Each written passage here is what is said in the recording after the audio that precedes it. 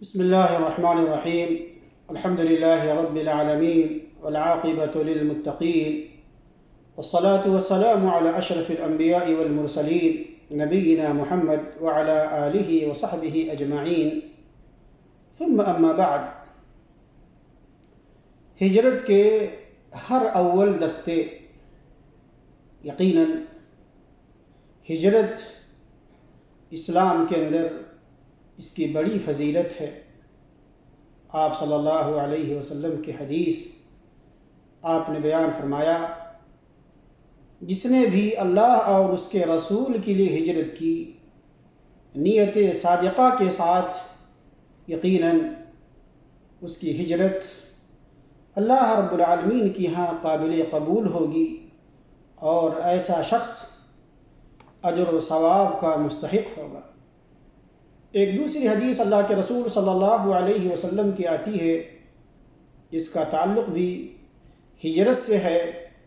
آپ صلی اللہ علیہ وسلم نے بیان فرمایا کہ ہجرت انسان کے گناہ کو، اس کی غلطیوں اور اس کی لغزشوں کو ختم کر دیتا ہے.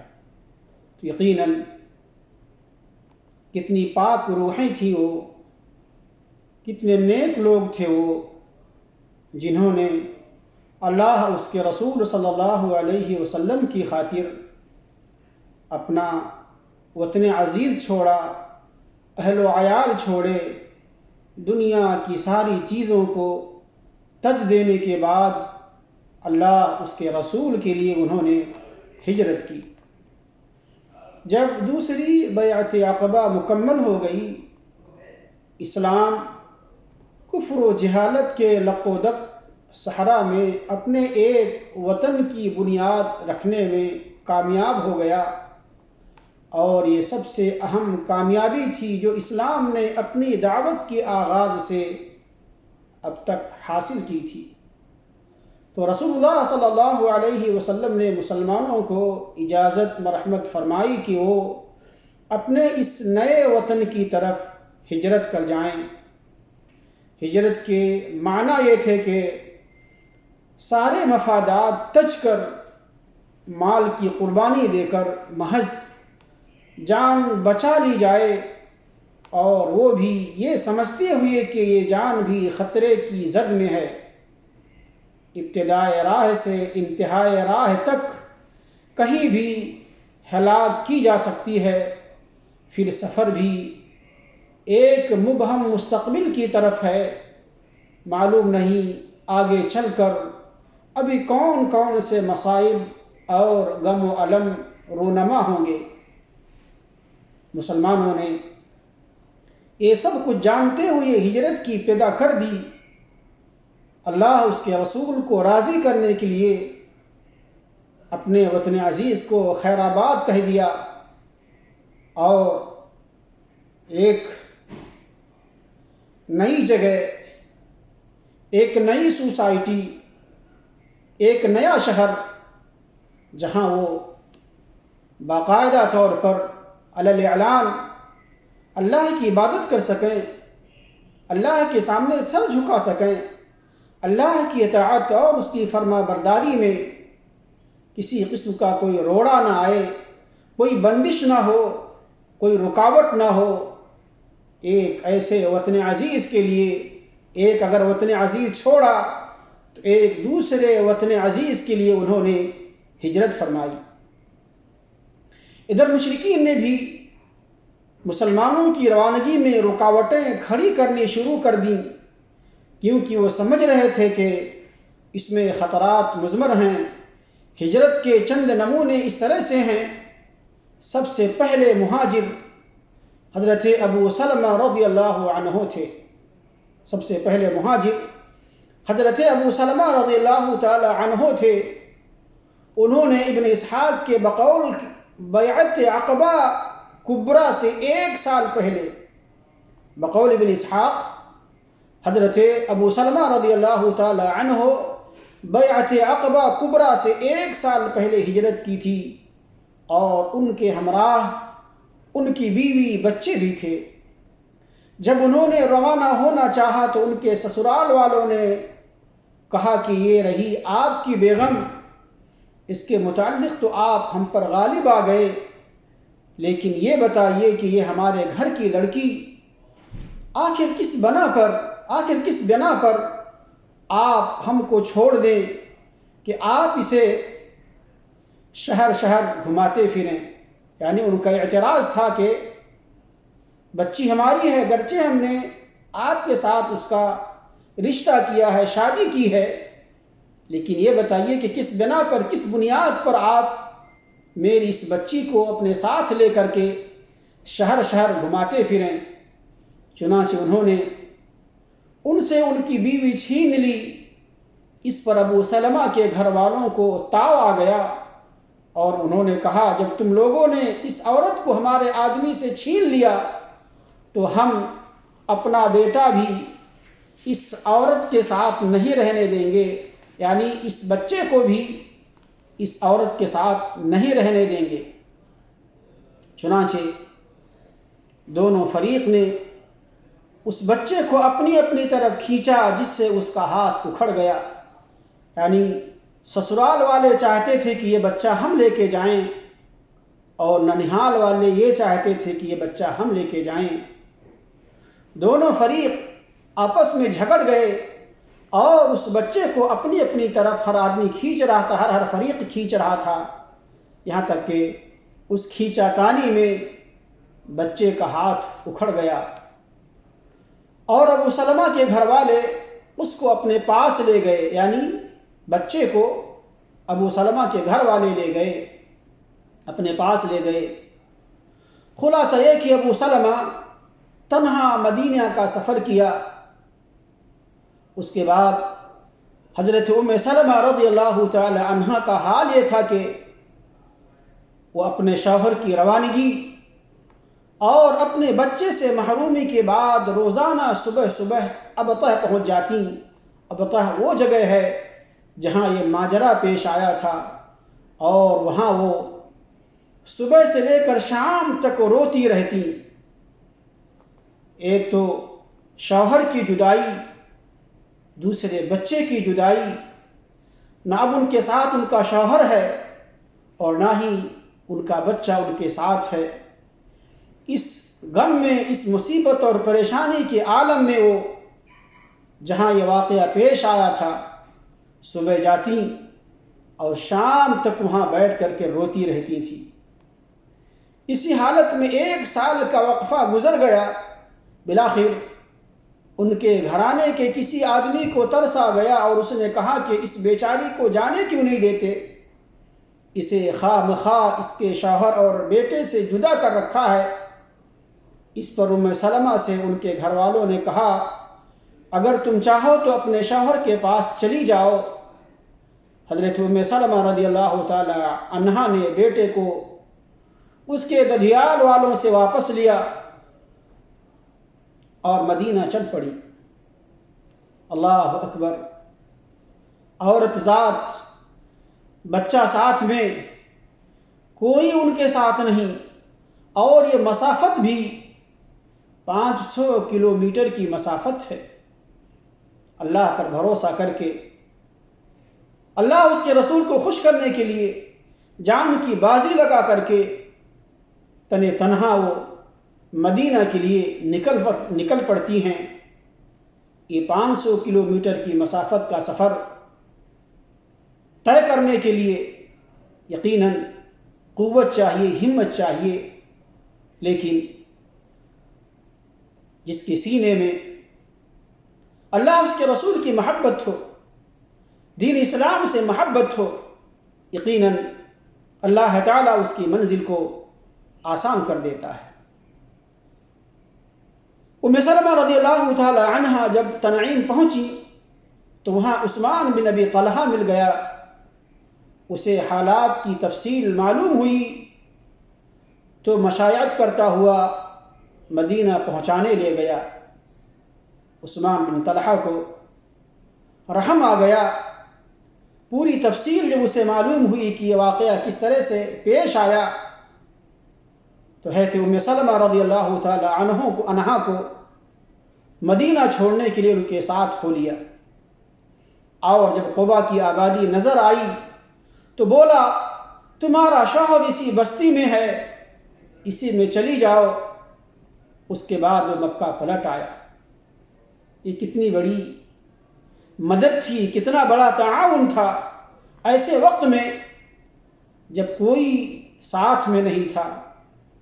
بہرحال حضرت ام سلمہ رضی اللہ تعالی عنہا مدینہ پہنچ گئیں۔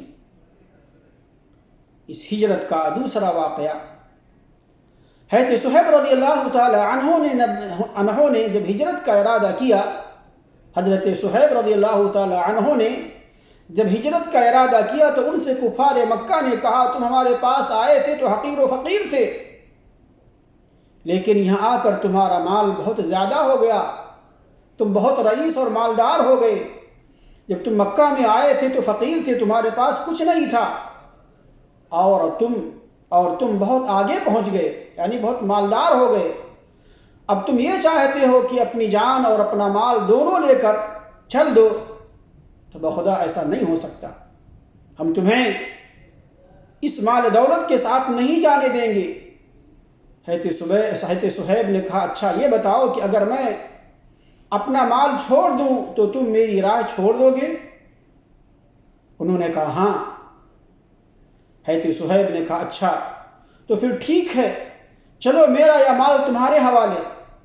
رسول اللہ صلی اللہ علیہ وسلم کو اس کا جب علم ہوا تو آپ صلی اللہ علیہ وسلم نے کتنی عظیم بشارت انہیں سنائی کہ صہیب نے نفع اٹھایا، چونکہ جب سینے کے اندر کفر ہوتا ہے، انسان کفر پر ہوتا ہے، کافر ہوتا ہے، تو اس کے سامنے صرف دنیا کی متاع، دنیا کی منفعت، دنیا کا فائدہ نظر آتا ہے۔ لیکن اگر سینے کے اندر توحید آ جائے، ایمان آ جائے، اللہ واحد پر ایمان کا بیج پڑ جائے، تو یقیناً ایسی صورت میں توحید کی نعمت کے مقابلے ساری کائنات کی دولت کا ساری کائنات کی دولت اور پراپرٹی کی اس انسان کی نگاہ میں کوئی حیثیت اور کوئی ویلو نہیں ہوتی، چونکہ توحید، اللہ اس کے رسول پر ایمان، یہ سب سے عظیم دولت ہے، اور اس دولت کا مقابلہ پوری کائنات کی دولت نہیں کر سکتی۔ اس لیے حضرت صہیب رضی اللہ تعالی عنہ نے کہا اگر تم لوگ مال کے بھوکے ہو، دولت کے بھوکے ہو، دولت کے پجاری ہو، یہ دولت تمہارے حوالے ہے، یہ مال تمہارے حوالے ہے، لیکن اب میرا جان چھوڑ دو، میں اکیلے اللہ کے رسول صلی اللہ علیہ وسلم کے پاس جانا چاہتا ہوں۔ تو حضرت صہیب رضی اللہ تعالی عنہ نے سارا مال، ساری دولت چھوڑ کر کے تنہا اکیلا مدینے کی طرف انہوں نے ہجرت کی۔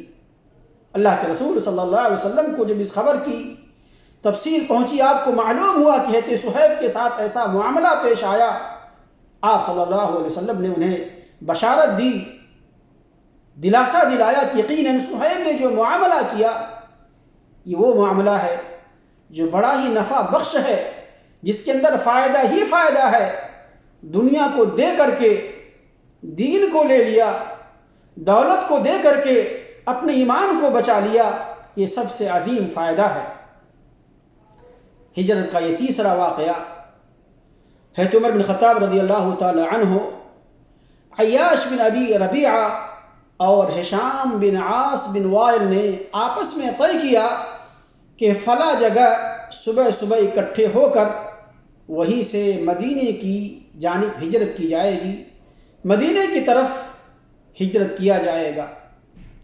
ہے تو عمر اور عیاش تو وقت مقررہ پر آ گئے، لیکن ہشام کو قید کر لیا گیا۔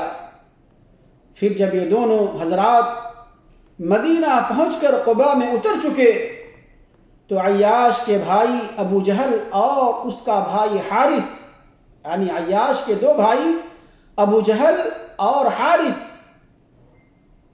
یہ دونوں پہنچے۔ چونکہ عیاش، ابو جہل اور حارث ان تینوں کی ماں ایک تھی، ان دونوں نے عیاش سے کہا تمہاری ماں نے نظر مانی ہے کہ جب تک وہ تمہیں دیکھ نہ لے گی، سر میں کنگھی نہ کرے گی، دھوپ چھوڑ کر سائے میں نہ آئے گی۔ یہ سن کر حضرت عیاش کو اپنی ماں پر ترس آ گیا۔ حضرت عمر بن خطاب رضی اللہ تعالی عنہ نے یہ کیفیت دیکھ کر عیاش سے کہا عیاش دیکھو، خدا کی قسم یہ لوگ تم کو محض تمہارے دین سے فتنے میں ڈالنا چاہتے ہیں، اور جو تم سے یہ کہہ رہے ہیں اس کے اندر کوئی سچائی نہیں ہے، لہٰذا ان سے ہوشیار رہو، ان سے ہوشیار رہنا۔ خدا کی قسم اگر تمہاری ماں کو جوؤں نے اذیت پہنچائی تو کنگھی کر لے گی، اور اگر اسے مکہ کی ذرا کڑی دھوپ لگی تو سائے میں چلی جائے گی۔ مگر عیاش نہ مانے، انہوں نے اپنی ماں کی قسم پوری کرنے کے لیے ان دونوں کی ہمراہ نکلنے کا فیصلہ کر لیا۔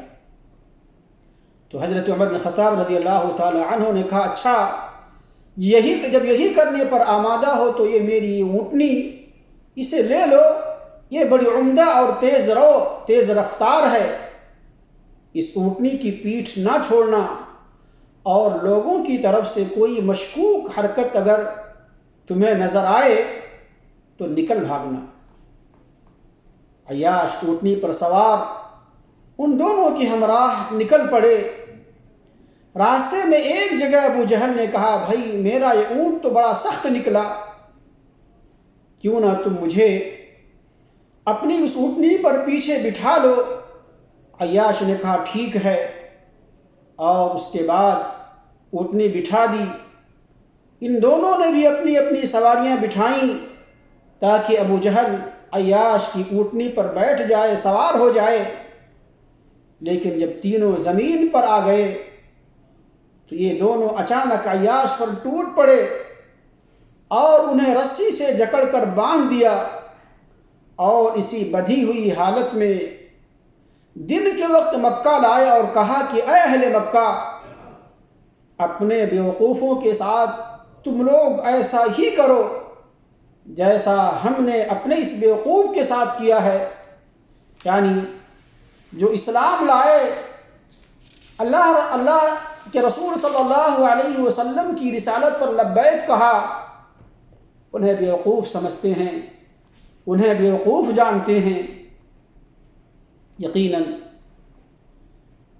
عازمین ہجرت کا علم ہو جانے کی صورت میں ان کے ساتھ مشرکین جو سلوک کرتے اس کے یہ 3 نمونے تھے، یعنی جو لوگ مدینہ کی طرف ہجرت فرماتے انہیں علم ہو جاتا تو انہیں ہر طرح سے زد و کوب کرتے، انہیں پکڑ لیتے، انہیں جانے نہیں دیتے، ان کا راستہ روک دیتے، بند کر دیتے، اور طرح طرح کی اذیتیں پہنچاتے، مارتے پیٹتے، جیسا کہ حضرت عیاش کے ساتھ ہوا۔